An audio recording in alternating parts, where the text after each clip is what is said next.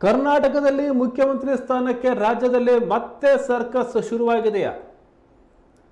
ಕಾಂಗ್ರೆಸ್ನ ಒಳಗೆ ನಡೀತಾ ಇರತಕ್ಕಂಥ ವಿದ್ಯಮಾನಗಳನ್ನು ನೋಡಿದರೆ ಇಂತಹದ್ದೊಂದು ಅನುಮಾನ ಬರ್ತಾ ಇದೆ.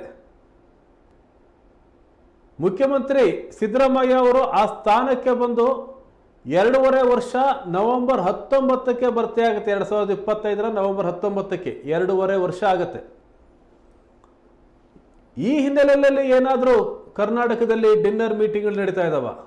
ಇಂಥದ್ದೊಂದು ಅನುಮಾನ. ಯಾಕೆಂದರೆ ಉಪಮುಖ್ಯಮಂತ್ರಿ ಡಿ ಕೆ ಶಿವಕುಮಾರ್ ಅವರು ದೆಹಲಿಗೆ ಹೋಗಿ ವರಿಷ್ಠರಿಗೆ ಈ ಡಿನ್ನರ್ ಮೀಟಿಂಗ್ಗಳು ನಡೀತಾ ಇರೋ ಬಗ್ಗೆ ದೂರು ಕೊಟ್ಟಿದ್ರು. ಕರ್ನಾಟಕದ ಉಸ್ತುವಾರಿ ರಣದೀಪ್ ಸಿಂಗ್ ಸುರ್ಜೇವಾಲಾ ಅವರು ಈ ಡಿನ್ನರ್ ಮೀಟಿಂಗ್ಗಳನ್ನು ಮಾಡಬೇಡಿ ಅಂತ ತಾಕೀತು ಮಾಡಿದ್ರು. ಜಿ ಪರಮೇಶ್ವರ್ ಅವರ ಮನೆಯಲ್ಲಿ ಆಯೋಜನೆ ಆಗಿದ್ದಂಥ ಡಿನ್ನರ್ ಮೀಟಿಂಗ್ ರದ್ದಾಗಿತ್ತು. ಸತೀಶ್ ಜಾರಕಿಹೊಳಿ ಅವರ ಮನೆಯಲ್ಲೂ ಸಹ ಡಿನ್ನರ್ ಮೀಟಿಂಗ್ ಆಗಿತ್ತು. ಈ ಹಿಂದೆ ಪರಮೇಶ್ವರ್ ಅವರ ಮನೆಯಲ್ಲೂ ಡಿನ್ನರ್ ಮೀಟಿಂಗ್ ಆಗಿತ್ತು. ಆಗ ಸ್ವತಃ ಸಿದ್ದರಾಮಯ್ಯನವರೇ ಹೋಗಿದ್ರು.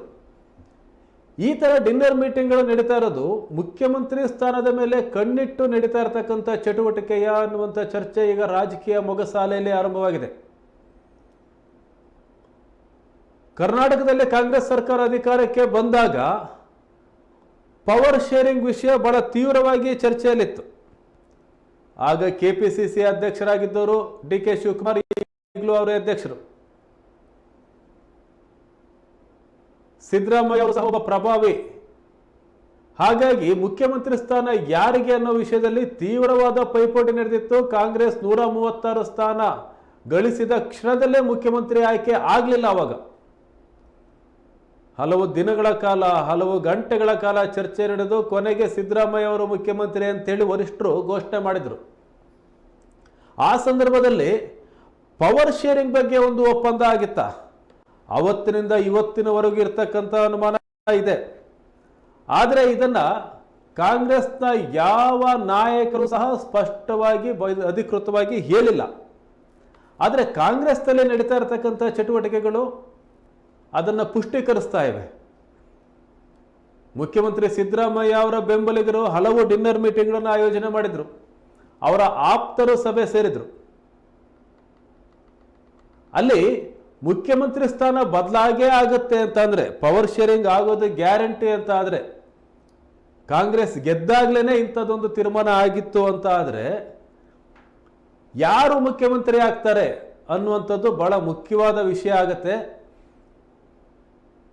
ಉಪಮುಖ್ಯಮಂತ್ರಿ ಡಿ ಕೆ ಶಿವಕುಮಾರ್ ಅವರು ದೆಹಲಿಯಲ್ಲಿದ್ದಾರೆ. ಅಲ್ಲಿ ಹೋಗಿ ದೆಹಲಿಯ ಚುನಾವಣೆ ಹಿನ್ನೆಲೆಯಲ್ಲಿ ಕರ್ನಾಟಕದ ಗ್ಯಾರಂಟಿಗಳ ಬಗ್ಗೆ ದೆಹಲಿಗೆ ಹೋಗಿ ಮಾತನಾಡಿದ್ದಾರೆ. ಕಾಂಗ್ರೆಸ್ ಅದೇ ಥರದ ಗ್ಯಾರಂಟಿಗಳನ್ನು ಕೊಡುತ್ತೆ ಅಂತ ಹೇಳಿದ್ದಾರೆ. ಒಂದು ಮಾಧ್ಯಮ ಗೋಷ್ಠಿಯನ್ನು ಸಹ ಮಾಡಿದರು.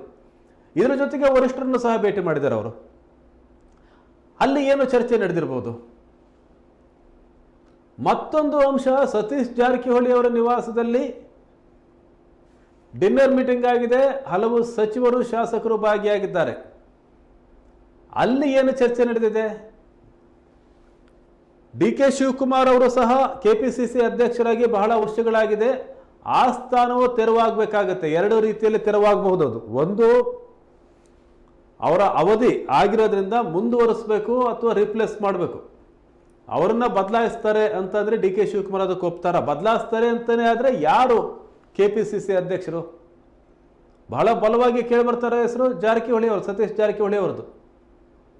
ಬಹಳ ಸೈಲೆಂಟಾಗಿ ಆ ಹೆಸರು ಬಹಳ ಬಲವಾಗಿ ಕೇಳಿ ಬರ್ತಾ ಇದೆ.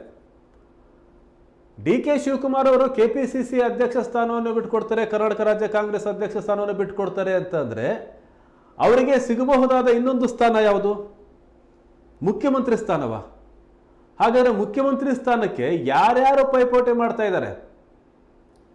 ಈಗ ಬಹಳ ಕಾಂಗ್ರೆಸ್ ನಾಯಕರು ಹೇಳ್ತಾರೆ ಮುಖ್ಯಮಂತ್ರಿ ಸ್ಥಾನ ಖಾಲಿ ಇಲ್ಲ, ಅದ್ರ ಬಗ್ಗೆ ಚರ್ಚೆ ಮಾಡಲ್ಲ ನಾವು, ಆ ಸೀಟ್ ಖಾಲಿ ಇಲ್ಲ ಅಂತೇಳಿ. ಖಾಲಿ ಆಗುತ್ತೆ ಅನ್ನುವಂಥ ಏನಾದರೂ ಒಂದು ಸೂಚನೆ ಅವರಿಗೆ ಬಂದಿದೆಯಾ? ಹಾಗಾದರೆ ಮುಖ್ಯಮಂತ್ರಿ ಸ್ಥಾನದ ಪ್ರಬಲ ಆಕಾಂಕ್ಷಿ ಸಿದ್ದರಾಮಯ್ಯ ಅವರ ಹೊರತುಪಡಿಸಿ ಡಿ ಕೆ ಶಿವಕುಮಾರ್ ಅವರು ಚುನಾವಣೆ ಮುಂಚಿನ ಸಭೆಗಳಲ್ಲೇ ಹೇಳಿದರು, ಒಬ್ಬ ಒಕ್ಕಲಿಗ ಮುಖ್ಯಮಂತ್ರಿ ಆಗೋದಕ್ಕೆ ಕಾಂಗ್ರೆಸ್ಗೆ ಮತ ಕೊಡಿ ಅಂತ ಹೇಳಿದರು. ಹಾಗಾಗಿ ಡಿ ಕೆ ಶಿವಕುಮಾರ್ ಮುಖ್ಯಮಂತ್ರಿ ಸ್ಥಾನದ ಪ್ರಬಲ ಆಕಾಂಕ್ಷಿ ಯಾವುದೇ ಅನುಮಾನ ಇಲ್ಲ. ಅವರು ಅಲ್ಲಿ ತಮ್ಮ ಸ್ಥಾನವನ್ನು ಖಚಿತಪಡಿಸಿಕೊಳ್ಳಕ್ಕೆ ಅವರದೇ ಆದ ಪ್ರಯತ್ನವನ್ನು ಮಾಡ್ತಾ ಇದ್ದಾರೆ ಅನ್ನೋದು ಕಾಂಗ್ರೆಸ್ ಮೊಗಸಾಲೆಯಲ್ಲಿ, ರಾಜಕೀಯ ಮೊಗಸಾಲೆಯಲ್ಲಿ ನಡೀತಾ ಇರತಕ್ಕಂಥ ದೊಡ್ಡ ಚರ್ಚೆ. ಮತ್ತು ಪರಮೇಶ್ವರ್ ಅವರು ಪರಿಶಿಷ್ಟ ಶಾಸಕರು, ಸಚಿವರು ಇವರ ಸಭೆಯನ್ನು ಕರೀಲಿಕ್ಕೆ ಡಿನ್ನರ್ ಮೀಟಿಂಗನ್ನು ಕರೆದಿದ್ರು. ಆದರೆ ಅದಕ್ಕೇ ರಣದೀಪ್ ಸಿಂಗ್ ಸುರ್ಜೇವಾಲಾ ಅವರು ತಡೆ ಇಟ್ಟಿದ್ದಾರೆ. ಅಲ್ಲಿ SC/ST ಶಾಸಕರು, ಸಚಿವರ ಸಭೆಯಲ್ಲಿ ಜಿ ಪರಮೇಶ್ವರ್ ಏನು ಮಾತಾಡುವ ಉದ್ದೇಶ ಹೊಂದಿರಬಹುದು? 2013ನೇ ಇಸ್ವಿಯಲ್ಲಿ ಚುನಾವಣೆ ನಡೆದಾಗ ಜಿ ಪರಮೇಶ್ವರ್ ಅವರು ಸೋಲುಕೊಂಡ್ರು. ಅವರ ಕ್ಷೇತ್ರದಲ್ಲಿ ಗೆಲ್ಲಿಲ್ಲ, ಅವರು MLA ಆಗಲಿಲ್ಲ. ಮುಖ್ಯಮಂತ್ರಿ ಸ್ಥಾನದ ಪ್ರಬಲ ಆಕಾಂಕ್ಷಿಯಾಗಿದ್ದರು ಅವರು. ಕಾಂಗ್ರೆಸ್ ಬಹುಮತ ಬಂದಿತ್ತು. ಆದರೆ ರಾಜ್ಯಾಧ್ಯಕ್ಷರಾಗಿದ್ದರು, ಕಾಂಗ್ರೆಸ್ ರಾಜ್ಯಾಧ್ಯಕ್ಷರಾಗಿದ್ದರು, ಅವರೇ ಗೆಲ್ಲಿಲ್ಲ. ಆ ಸಂದರ್ಭದಲ್ಲಿ ಸಿದ್ದರಾಮಯ್ಯ ಅವರು ಮುಖ್ಯಮಂತ್ರಿ ಆದರು.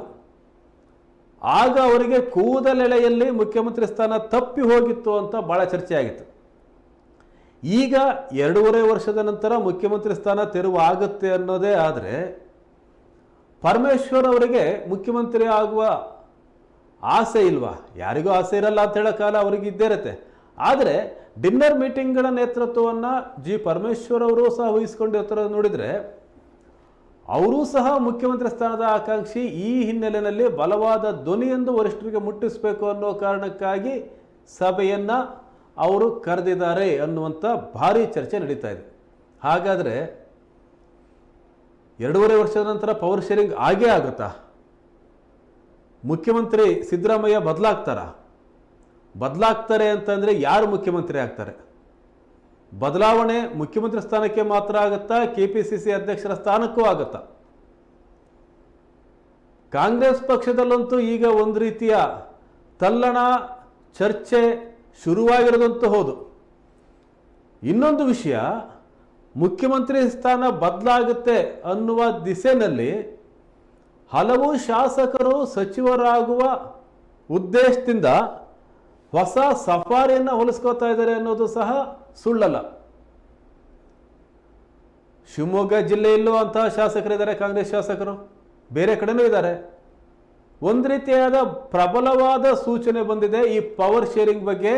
2.5 ವರ್ಷದ ನಂತರ ಮುಖ್ಯಮಂತ್ರಿ ಸ್ಥಾನ ಬದಲಾಗುತ್ತೆ ಅಂತ ಯಾರೂ ಬಹಿರಂಗವಾಗಿ ಮಾತಾಡಲಿಕ್ಕೆ ಇಷ್ಟಪಡ್ತಾ ಇಲ್ಲ. ಆದರೆ ಅಂತರಂಗದಲ್ಲಿ, ಕಾಂಗ್ರೆಸ್ ಅಂತರಂಗದಲ್ಲಿ, ರಾಜಕೀಯ ವಲಯದಲ್ಲಿ ಈ ಬಗ್ಗೆ ಚರ್ಚೆ ಮತ್ತೆ ಭುಗಿಲೆದ್ದಿದೆ.